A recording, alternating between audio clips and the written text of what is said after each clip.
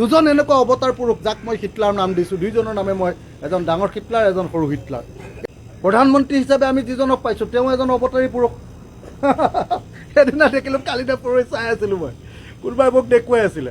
তেওঁ এই ভাৰত কি আমেৰিকাৰ ৰাষ্ট্ৰপতি কি নাম আমাৰ কি নামে আছিলে, ডোনাল্ড জে ট্ৰাম্প।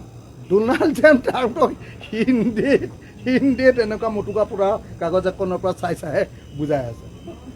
সেইৰমাই কাগজৰ পৰা যদি মুটুকা পুৰা কাগজৰ পৰা ক'বই লাগে, ভঙাই ভঙাই ইংৰাজীতহে কচোন ভাই। ইণ্টাৰনেশ্যনেল ষ্টেণ্ডাৰ্ডত এজন প্ৰধানমন্ত্ৰী ৪ৰ্থ শ্ৰেণীলৈকে পঢ়িছিলে, চাহ বিক্ৰী কৰিছিলে। তো সেই মানুহজনে গৈ প্ৰধানমন্ত্ৰী কৈছে আৰু আমেৰিকাৰ ৰাষ্ট্ৰপতিৰ লগত কথা পাতোঁতে এনেকুৱা ভগা চিগা কাগজ এখনত এনেকৈ লুকুৱাই লুকুৱাই ৰাখিছে, তাকো নেদেখিব বুলি। তেনেকৈ ভগা চিগা কাগজ এখনত ৰাখিছে। তাকো হিন্দীতনো বাৰু সেই কথাকেইটা কয়নে? আৰু হিন্দী যিকেইটা কৈছে মোটামুটি ময়ো সেনেকুৱা হিন্দী ক'ব পাৰিম, আৰু সেইকেইটা হিন্দী ক'বৰ কাৰণে মই কাগজ এখন চাবই নালাগে। ইমান সাধাৰণ কথা কৈছে নহয়। এনেকুৱা মানুহক প্ৰধানমন্ত্ৰী আপোনালোকে অৱতাৰ পুৰুষ পাতি দিছে।